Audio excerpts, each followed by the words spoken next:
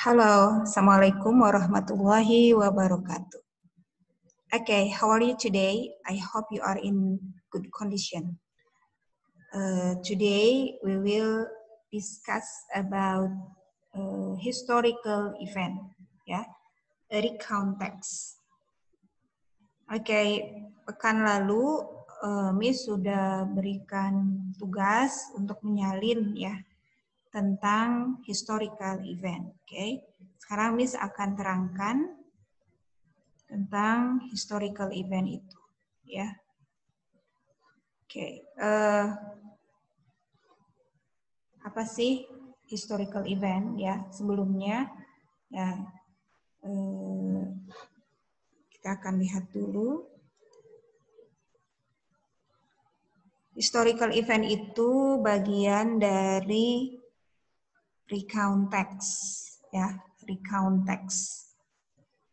Recount text itu salah satu teks ya dengan generic structure, social function, language features yang beda tentunya dari teks yang lain. Oke, ini ya buku yang kita pakai. Salah satu sumbernya adalah buku Pathway to English, ya. Oke, nah ini. Kalau di buku itu chapter 8, ya. Chapter 8. Isinya apa aja sih? Isinya tentang ini nih, recount text. Kemudian nanti terkait dengan grammarnya.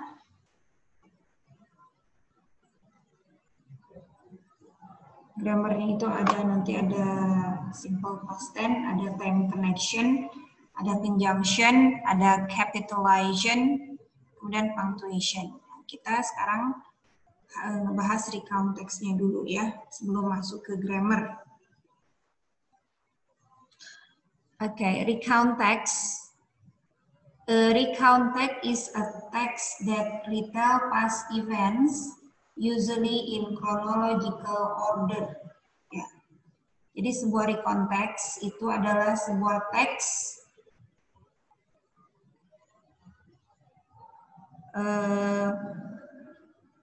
yang menceritakan kembali kejadian di masa lampau, biasanya dengan urutan kronologis.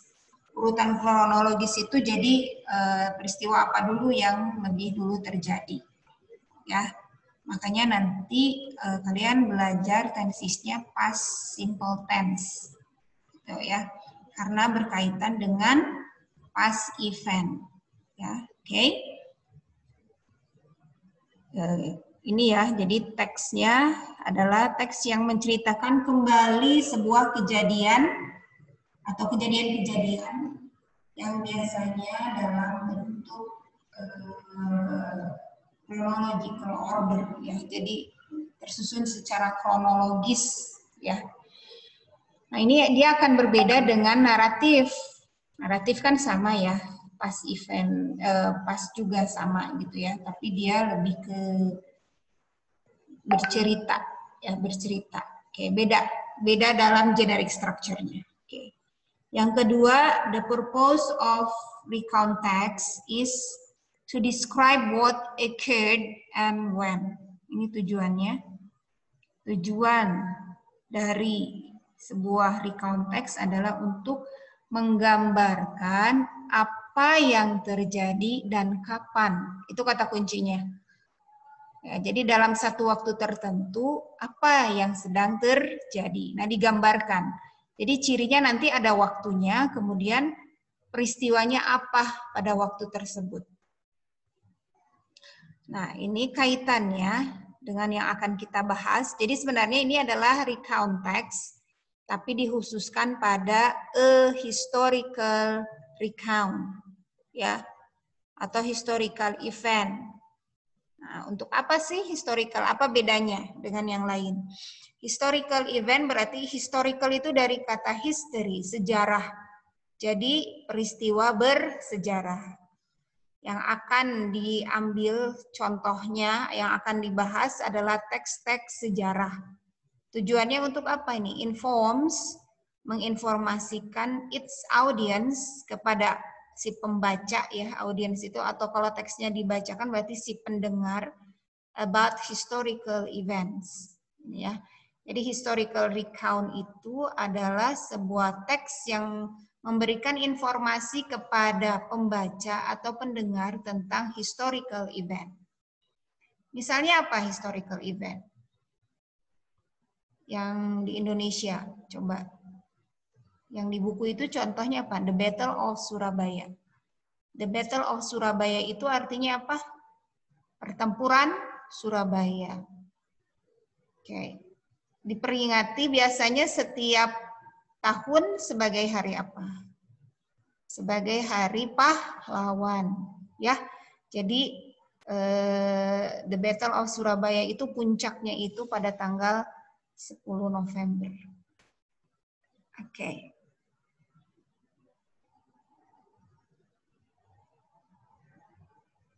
Nah, itu tadi ya recount text. Jadi recount text itu adalah tadi apa? Sebuah teks yang menceritakan kembali peristiwa-peristiwa yang diceritakan secara kronologis. Nah, sekarang tujuannya apa?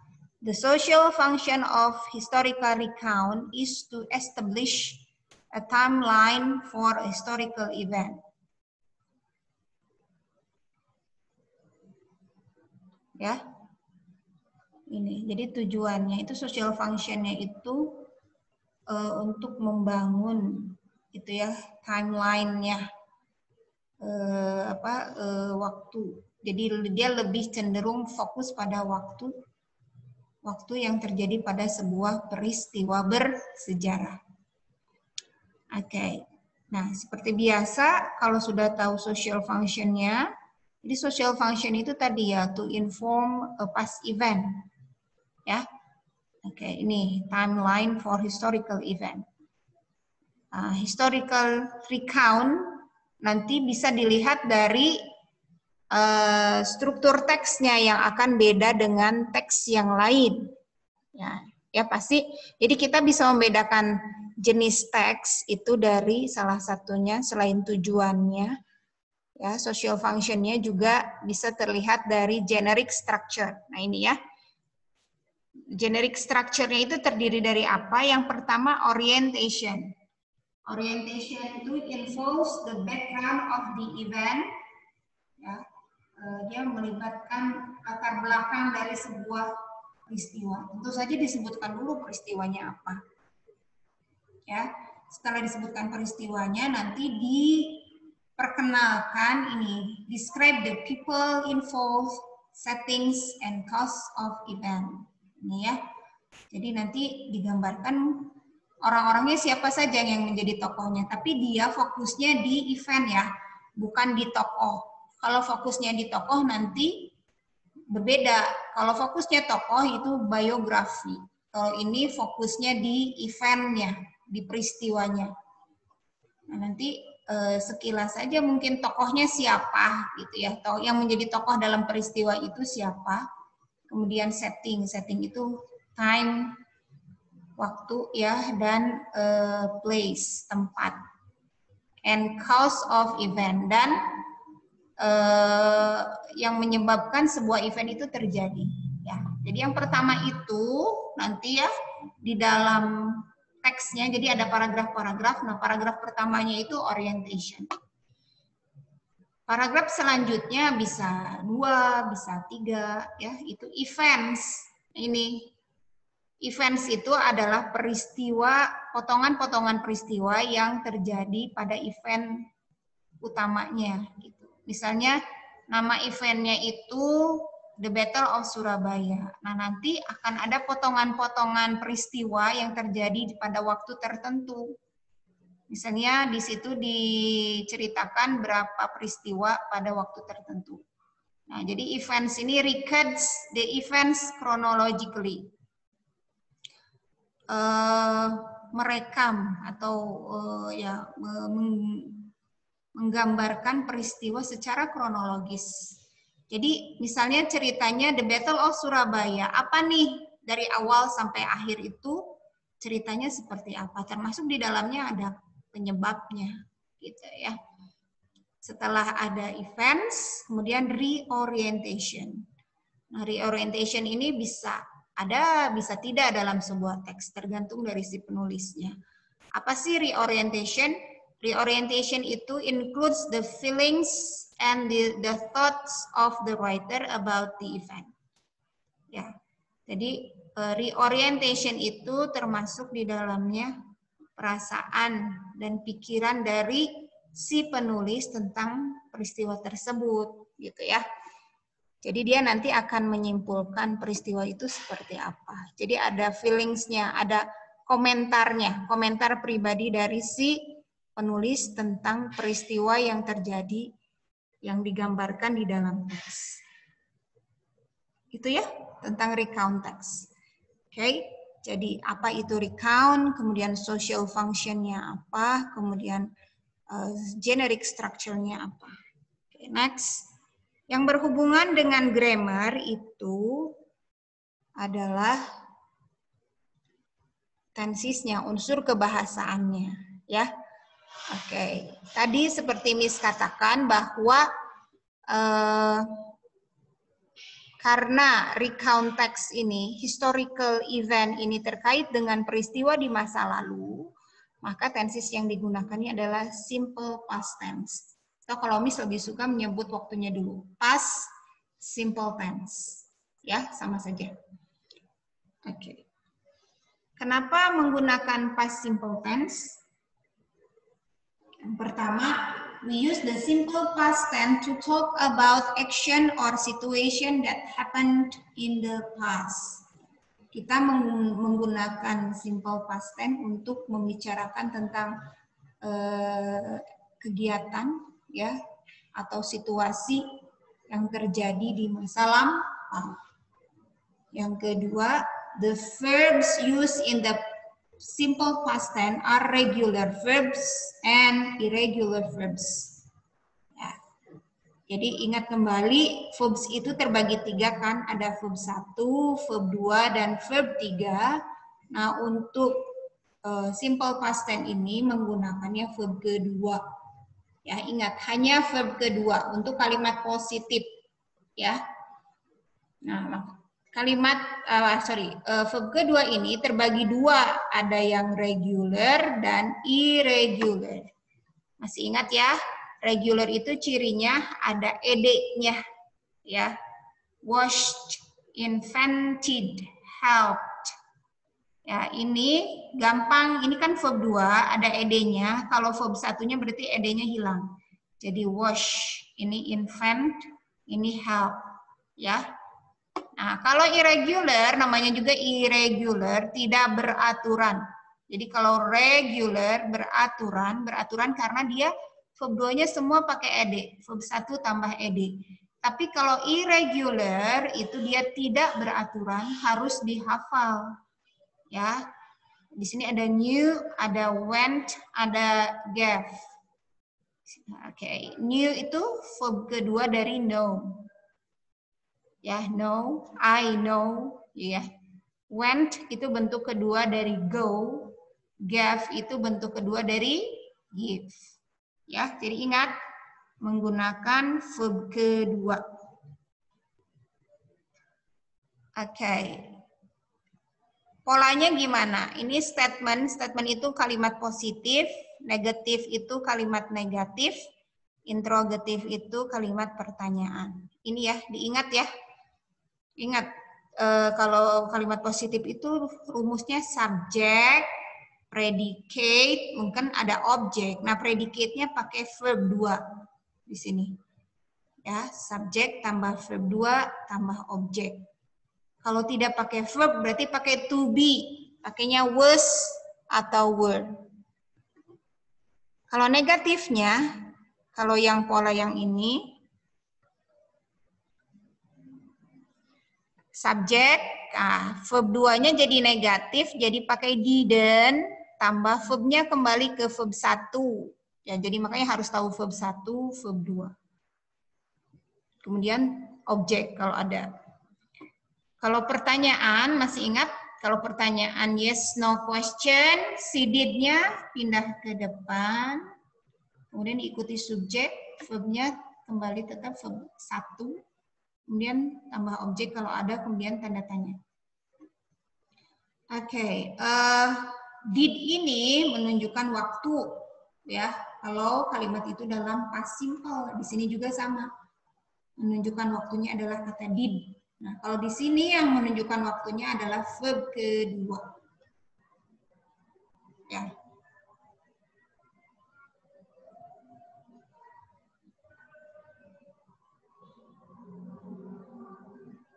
Oke, tanda waktu.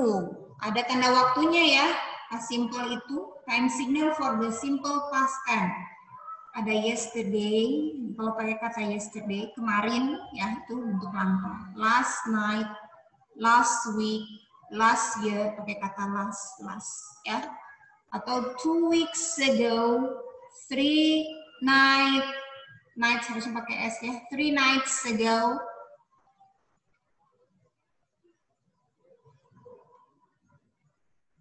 5 years ago, ya. Jadi kalau last disimpan di depan, kalau ago di belakang. Misalnya last week ganti pakai ago, jadi a week ago.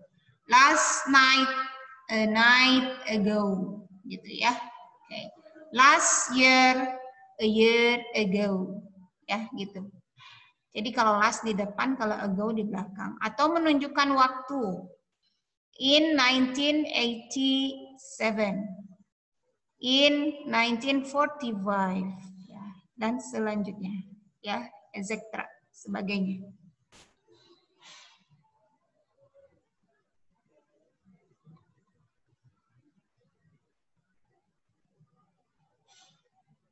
Oke. Bahasan kita cukup panjang karena kita akan ketemu 2 minggu lagi kan ya. Jadi nanti akan ada tugas insya Allah. Oke, lanjutkan. Nah, ada time connection. Jadi time connection itu time connective itu kata penghubung waktu ya, kata penghubung waktu. Time connective can be used to show chronological order. Jadi time connective itu bisa digunakan untuk memperlihatkan urutan waktu ya, urutan waktu. Order di sini urutan secara kronologis. One of the features of a recontact is the use of words that show the order of events. Nah, salah satu ciri dari recontext itu ya penggunaan dari kata-kata yang menunjukkan urutan waktu, urutan peristiwa. Mana dulu peristiwa ke-1, kedua, dan seterusnya. Nah, here are some of the words. Ini contoh-contohnya. Ini misalnya ada at first, ya, pertama, ya, yang pertama, when, ketika, at this point, pada poin ini, at this moment, pada waktu ini, afterwards, setelahnya, selanjutnya, next, selanjutnya, now, sekarang, lastly, ya. Ada before that, ada following that, ya, then, soon after, at this time, after a while, meanwhile, ya. Nah, dia itu nanti akan menghubungkan satu peristiwa dengan peristiwa yang lain. Ada juga conjunction. Nah, conjunction ini kata hubung. Kalau yang tadi menunjukkan urutan waktu, kalau yang conjunction, you can use conjunction to link words, phrases, and clauses, ya, as in the following examples. Jadi kamu bisa menggunakan conjunction untuk menghubungkan kata, frasa, atau klausa. Seperti contoh berikut. I ate pizza and pasta. Ada kata and, berarti menghubungkan pizza dan pasta. Saya makan pizza dan pasta. Ya. Call the teacher when the student are ready for the test. Ini menghubungkan dua klausa. Call the teacher when the student are ready for the test. Panggil guru ketika siswa sudah siap untuk tes. Jadi ada dua, panggil guru, itu ya klausa pertama. Klausa keduanya ketika siswa sudah siap untuk tes. Nah, kenapa pakai conjunction? Conjunction ini membantu untuk menunjukkan makna. Nah, ada di sini ada time, ada cause, ada opposition, ada choice, addition, ada effect. Time itu waktu, bisa pakai when ya, ketika. Cause itu sebab, bisa because, karena, as, although, ya ini contohnya. Opposition itu berlawanan, pakai but ya biasanya, atau however bisa. Choice itu pilihan, and addition itu tambahan. Kebalik ya, sorry. Choice itu pakai or, addition itu pakai and. Effect itu akibat. So, gitu ya, seperti itu. Oke, capitalization. Capitalization itu apa? Kapan sih kita harus menggunakan huruf besar, gitu ya? Capital letters are used, nah, huruf besar itu digunakan pertama at the beginning of a sentence, di awal kalimat. For example, games can be tools for learning about computers. Ini gamesnya ada di awal kalimat, jadi game-nya besar, ini ya. Oke. Karena dia ada di awal kalimat. Yang kedua, for names of people, place, languages, organization, terms, trade names, etc. Ini ya, jadi untuk nama orang, tempat, bahasa, organisasi, istilah, ya, kemudian nama-nama dagang, gitu ya, dan selanjutnya. Nah, ini contohnya misalnya, ini adalah contoh-contohnya, nanti bisa dilihat. Yang putih ini kategorinya, yang pink ini contohnya. People, misalnya Sally Wright, nama orang yang Jesse Jackson. Oke. Ini misalnya title of individuals. Title itu gelar. Misalnya sini Dr. Henry Ramirez, ya Dr. Queen Elizabeth II. Oke. Kemudian ethnic group, national group, and language. Misalnya Native Americans, Mexican, oke ya. Dan banyak lagi. Silakan nanti dipelajari ya. Oke. Ya ini contoh-contohnya. Silakan dicari artinya. Document, image, law. Oke. Punctuation. Ada commas, ya ada koma. Together with the full stop, it is the most commonly used punctuation mark.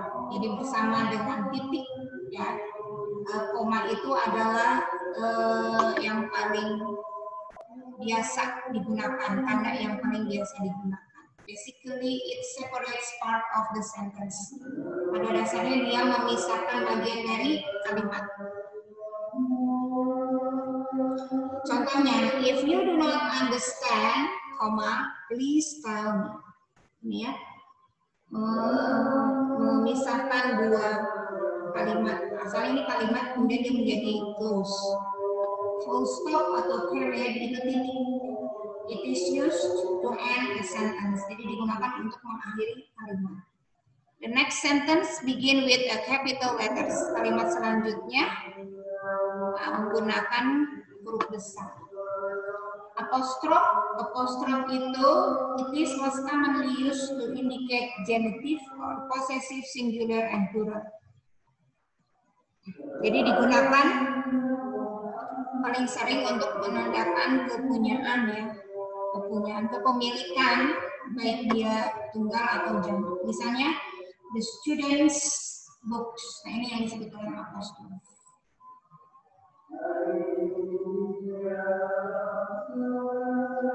Question mark. it is used after a direct question. Misalnya, what time is it? Question mark itu tanda tanya ya, digunakan setelah kalimat langsung. What time is it? Nah, ini ya, ini question mark. Quotation mark. Quotation mark itu tanda kutip. They enclose the actual words of the speech. Ya. Jadi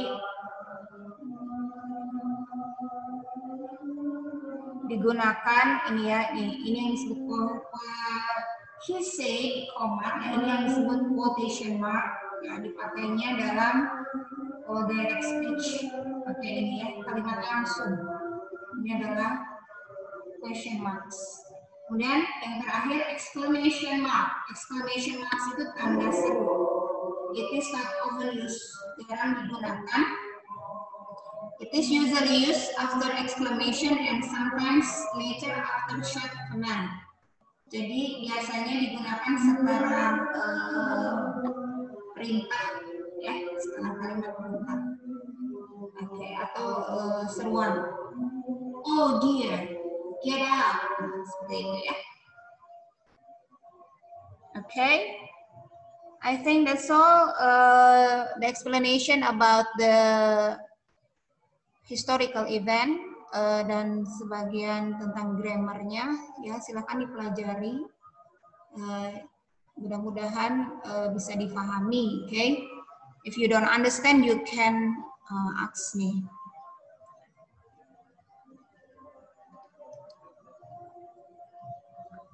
Okay, thank you for your attention. Jangan lupa selalu jaga kesehatan, stay at home. Dan tolong dikerjakan tugas-tugasnya ya. Oke, bila ada pertanyaan silahkan chat nih. Oke, thank you for your attention. Assalamualaikum warahmatullahi wabarakatuh.